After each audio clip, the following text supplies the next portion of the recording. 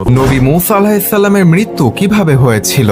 হাদিসে এসেছে, মূসা আলাইহিসসালামের বয়স যখন 120 বছর, তখন মৃত্যুর ফেরেশতা মালাকুল মাউত মূসা নবীর জান কবজ করতে আসেন। কিন্তু মূসা আলাইহিসসালাম রাগান্বিত হয়ে ফেরেশতাকে থাপ্পড় মেরে দেন। তখন ফেরেশতা আল্লাহর কাছে গিয়ে বললেন, আপনি আমাকে এমন এক বান্দার কাছে পাঠিয়েছেন যে কিনা মৃত্যুবরণ করতে চান না। আল্লাহ তাআলা তখন ফেরেশতাকে বললেন, তুমি তার কাছে ফিরে যাও, গিয়ে তাকে জিজ্ঞাসা করো সে কত বছর জীবিত থাকতে চাই। সে যেন তার একটি হাত একটি গরুর পিঠের ওপরে রাখেন। তার হাতে যতগুলো পশম উঠবে, প্রতি পশমের বদলে তাকে 1 বছর করে জীবন দেওয়া হবে। ফেরেশতা তখন মূসা নবীর কাছে এসে আল্লাহর এই সংবাদ তাকে জানালেন। মূসা আলাইহিসসালাম তখন ফেরেশতাকে জিজ্ঞাসা করলেন, হে মালাকুল মাউত, এই বছরগুলো অতিবাহিত হবার পর আমার কি হবে? তখন ফেরেশতা উত্তরে বললেন, তারপর আপনার মৃত্যু হবে। তখন মূসা আলাইহিসসালাম বললেন, মৃত্যু যখন হবে তাহলে এখনই হোক। এই কথা বলে ফেরেশতাকে তার জান কবজের জন্য অনুমতি দিলেন এবং ফেরেশতা মূসা আলাইহিসসালামের জান কবজ করলেন।